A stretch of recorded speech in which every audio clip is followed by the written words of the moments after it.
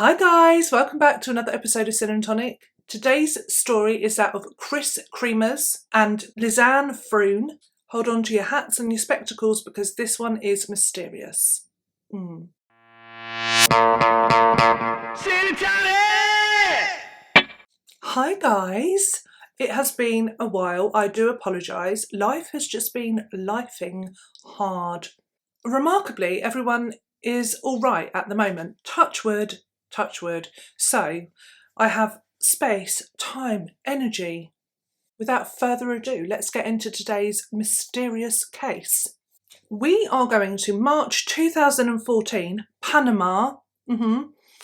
Two Dutch women, Kris and Lisanne, have travelled from the Netherlands to Costa Rica and then on to Panama. Kris was 21 and Lisanne was 22. They had met at university where they'd shared accommodation in the Netherlands. Kris had graduated with a degree in cultural social education, and Lisanne had graduated with a degree in applied psychology. The two friends also worked in a cafe together in the Netherlands, and they decided to save up to go on this amazing trip. It was going to be a 6-week trip to Panama, and they had planned to do it sounded like a real adventure, really fun. They were going to volunteer with local children, learn Spanish, basically have an amazing time. They arrived in Panama on the 15th of March 2014, and the first 2 weeks of their trip they toured around the country. After the first 2 weeks, they had arranged to stay with a local family, and they were going to live there for 1 month while they volunteered with local children. It just sounds like such an amazing, what an adventure, what a trip. The girls met a stumbling block in their trip. They arrived at the school that they had arranged to go to, so they thought everything was pre-arranged and all organised and diddly, done. However, the school is called Aura, is A-U-R-A. When they arrive, they're not really that impressed because they weren't made to feel very welcome, and there had been some miscommunication. The school weren't expecting them that week, and I think they kept saying to them, there's no work for you. But they were saying that there was some work for them next week, but the whole thing kind of put the girls off. They were not that happy about it, and they didn't really want to go back after this experience because they hadn't been made to feel very welcome, like they weren't really wanted or needed, and the whole thing was a bit of a black mark on their trip. And a member of the host family that they were staying with, they later on said that the girls were just they were disappointed and they were a bit lost because this had been their plan. That's what they were going to do. And now they didn't have a plan. They didn't feel welcome at the school. They didn't know whether they were going to go next week and do work. They didn't know if they wanted to. And the whole thing was a bit, so they were feeling uneasy about it. So they tried to fill their time. They did other things. And I believe they got busy and they sort of set up another project that they could go to and go and work at. That was their new plan. And then on Tuesday, the 1st of April, and I don't like it that it's the 1st of April because that's April's Fool's Day, and that just feels a bit ironic in this case, to be honest. But they decide to go on a hike. They go on the El Pianista. I haven't got a very good accent. Is that Spanish? I can't do so. I never learnt Spanish. El Pianista trail. Kris and Lisanne took a taxi to the beginning of this trail. Now, here is one of the very first there's so many moments in this case that don't add up and things are stranger than fiction. They get into the taxi and the taxi man says that he dropped them off at the trail at 1:40 p.m. However, later on, this would be called into question. So let's just remember, taxi man says 1:40. They were dressed and they had packed for a short hike. They were in shorts and vest tops. They had a small rucksack, bottle of water, bit of money, not much. It wasn't like, that gear that people, when you think hike, If I think hike, I'm thinking big old rucksack, sandwiches, snackage, loads of water, change of socks, but they had none of that business. They had a small rucksack with a few bits. So it was suggestive of a small hike. I'm going to say walk, to be honest, because what they took with them is what I would take on a walk, not a massive hike. Oh yeah, I've just realised that I'm indoors today filming. Bit of a change. We might have different sceneries for the future weeks because we're in the process of moving and there's all sorts going on. So I shall be wherever I can be. Also, there were reports to say that the girls had been warned to not go hiking on their own, like just the two of them, and that they had ignored that advice. Also, this story does actually it does give me the heebie-jeebies, if I'm honest. I find it frustrating because the host family didn't report the girls missing until the next morning. Now, they saw that the girls had gone out on this hike, on this walk, in shorts and vest tops, like they hadn't taken camping gear. It is quite frustrating that they weren't reported missing until the next day. The last contact that they had with anybody was on the 1st of April. Now, they had contacted family. They contacted their family regularly. Kris had a boyfriend back at home and she had contacted him and they put a Facebook post on about their hike and then it was just nothing. Literally, it was like they vanished off the face of the earth. Kris's family tried to contact her on the 2nd of April. Her father and her mother had reached out and messaged, I imagine her boyfriend as well. And when they didn't hear anything, it was quite alarming because they had been in very regular contact. And when they hadn't heard anything by the 6th of April, I mean, that must just have been. So you haven't spoken to your child since the 1st of April. You haven't had any communication. 5 days later, they're in another country. It just must be terrifying. So some of the family flew out to Panama with some detectives from the Netherlands. In those early days, the host family, had just sort of had a look in the local area to see where the girls were and they couldn't find them. It wasn't until the 6th of April, I don't believe, that things really ramped up a gear. And that's awful because that's a long time. That's 5 days since these girls have gone missing. And it isn't until their family come over from another country with detectives that things start to move. They then have searches with dogs and the family band together and come up with a reward for information of like $30,000, I believe. So it starts to move then, like this is now an investigation into these women that have gone missing. 10 weeks later, it would be 10 weeks. That's mental. A local woman found Lisanne's blue backpack. This woman was called Amar Mirando. Apologies if that is not how you say that. Where she found this rucksack was about 8 miles from where the girls had been hiking. And it was about 10-15 miles from the host house. And so it was like off course. It was not somewhere, like that they shouldn't have been anywhere near there. So it's an unusual place to find this bag. Also, the bag was in completely immaculate condition. It wasn't wet. It was near a river, between a rock and a river sort of thing. And it wasn't wet. It hadn't been submerged. So it hadn't travelled downstream or anything like that. It was just a very bizarre finding. Right, let me tell you what was in the rucksack. Here we go. So 1 black and dark grey Canon camera with battery, 1 16GB memory card, 1 black camera case. There were 2 phones in the bag, a black iPhone, a white Samsung phone. The Samsung phone did not have a SIM card in it. There was a black bra, a flower patterned bra. There was some money in one of the phone cases. A total of $88 was found in the bag.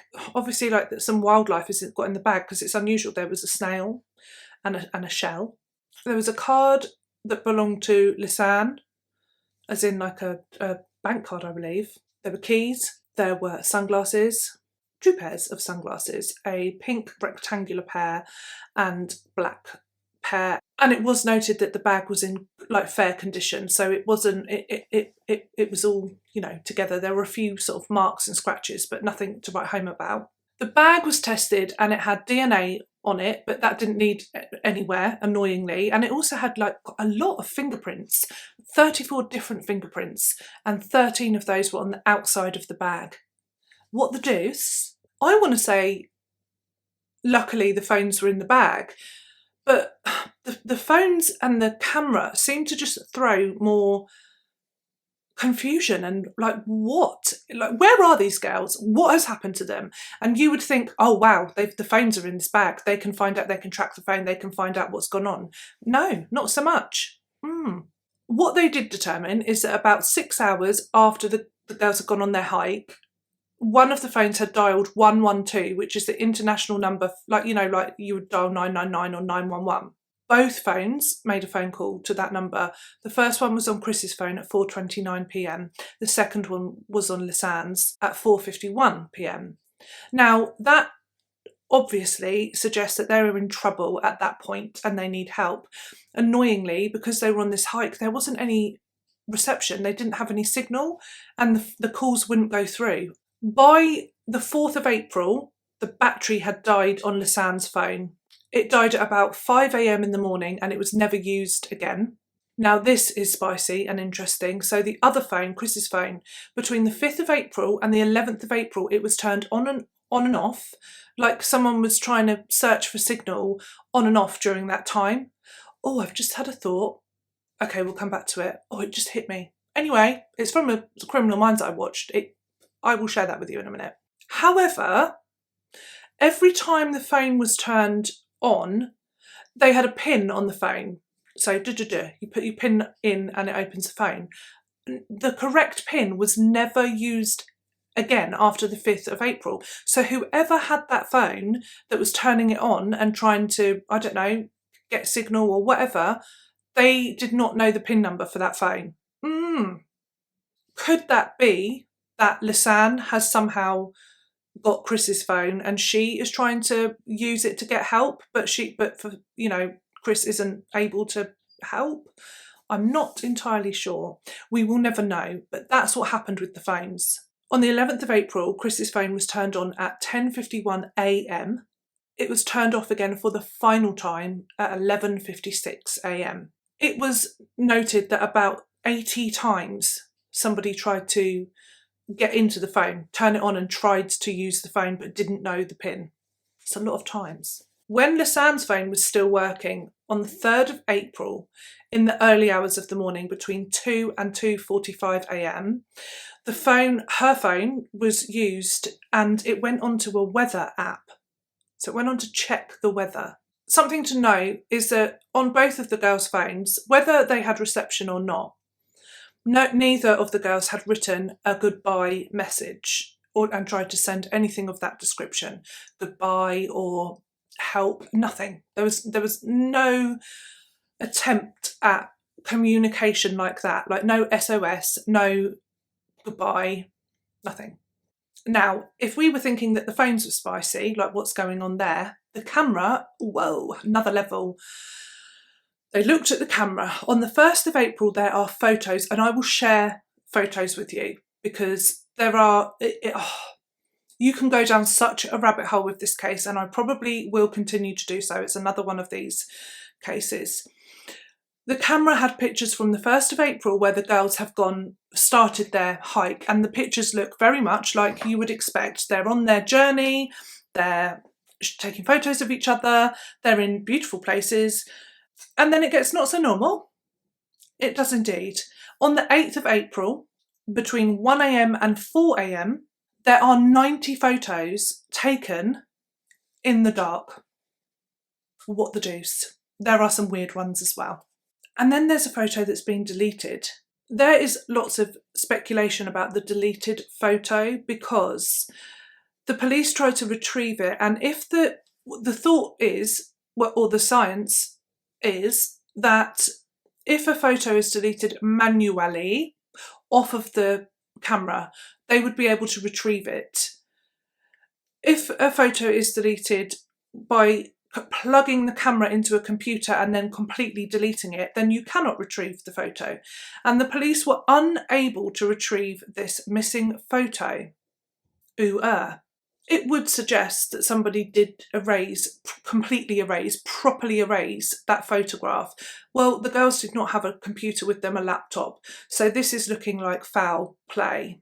The pictures that were taken in the dark, people did think or believe that somebody was using the camera flash to move around, to light their way, because they were in the middle of the night. However, there are a number of photos that were taken in that period where it looks like somebody is just sitting in one place, or possibly even laying down looking up at trees, and that would suggest that they weren't using the flash to get them to move around.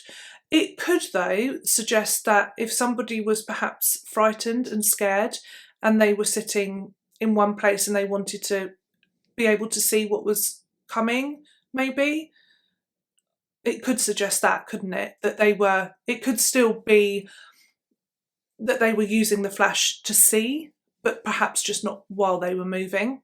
I don't know, but it's all very bizarre. One of the photos I've already gone down such a rabbit hole with, and I'll share some images with you, because it's thought to be the back of Kris's head, and there's so many people have dived into this photo and zoomed in and tried to make out what it is. I mean, when you first look at it, it just looks like a lot of blonde hair, and then when you look at some images, it could be that it's actually her face, because there's two sort of like, it almost looks like you can see her teeth and one of her nostrils.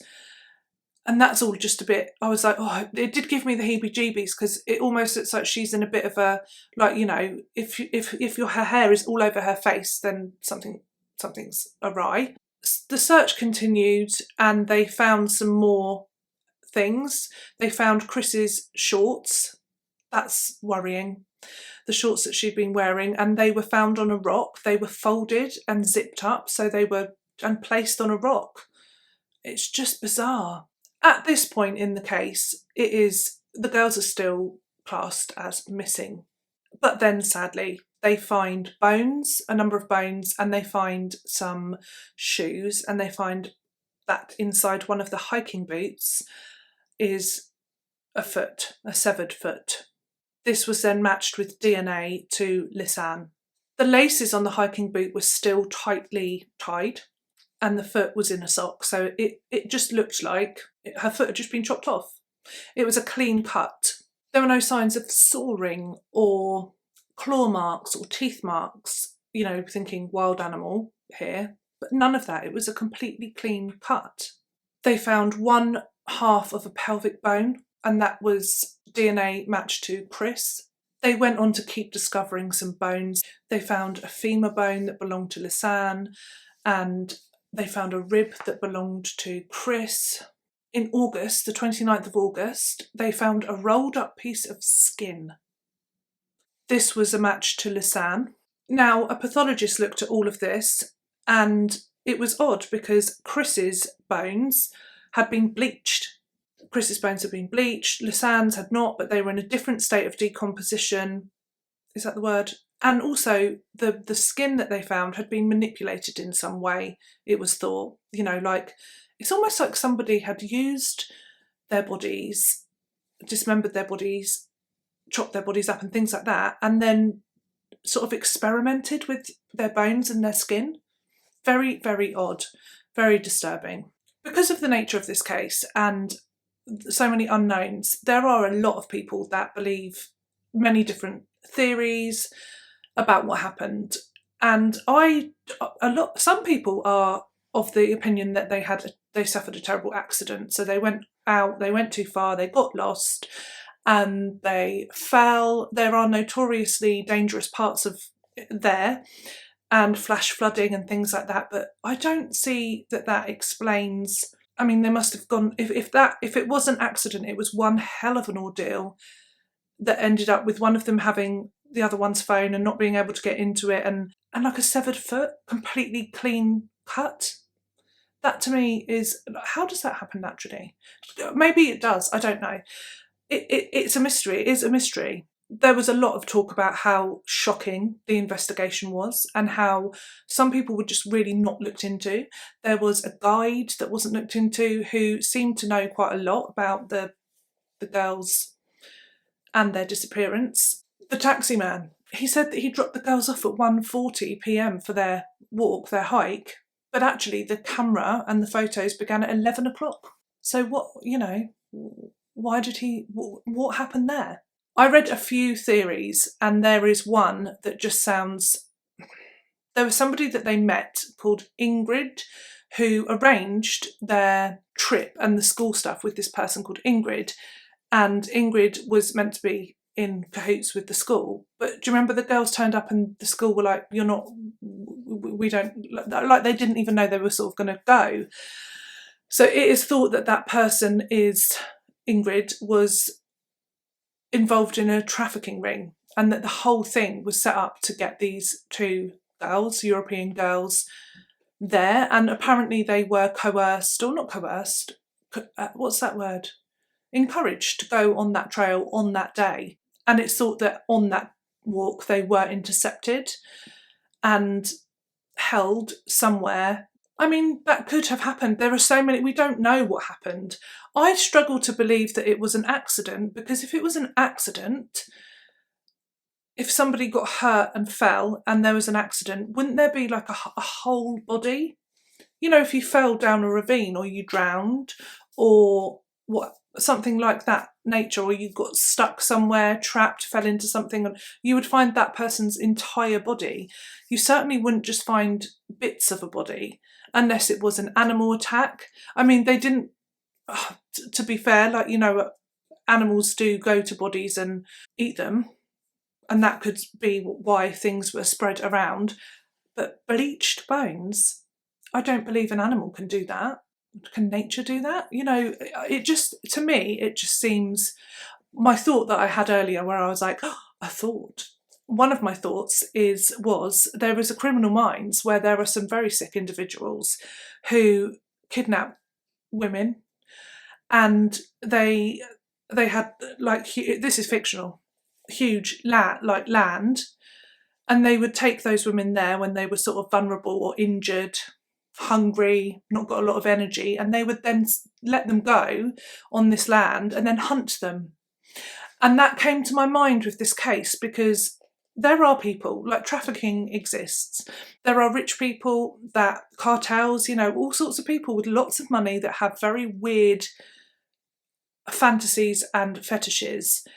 And the fact that, like, the bones had been bleached and that a foot was severed and things like that just made me think of that case. It's not a case, a story.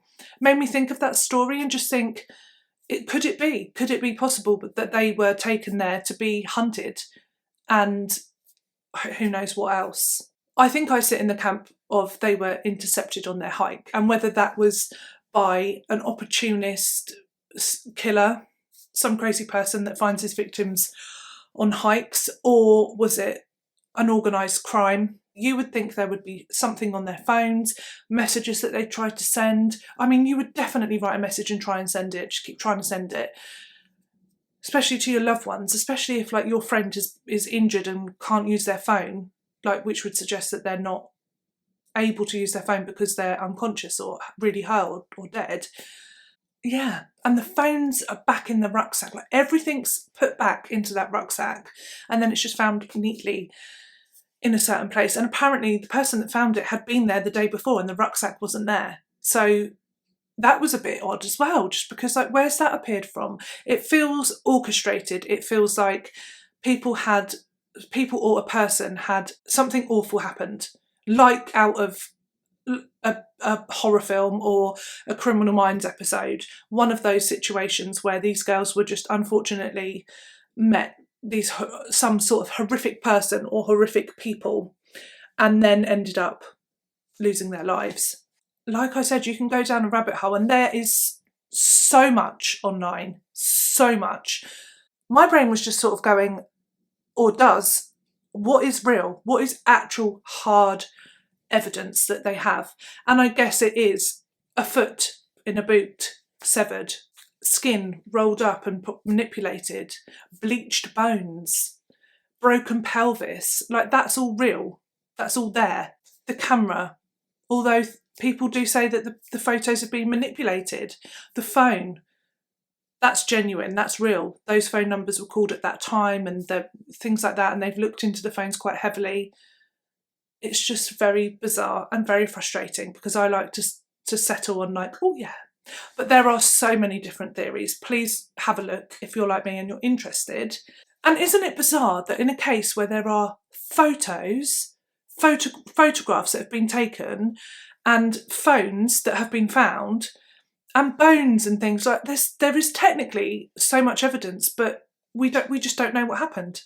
Isn't that bonkers, eh? Bit bonkers.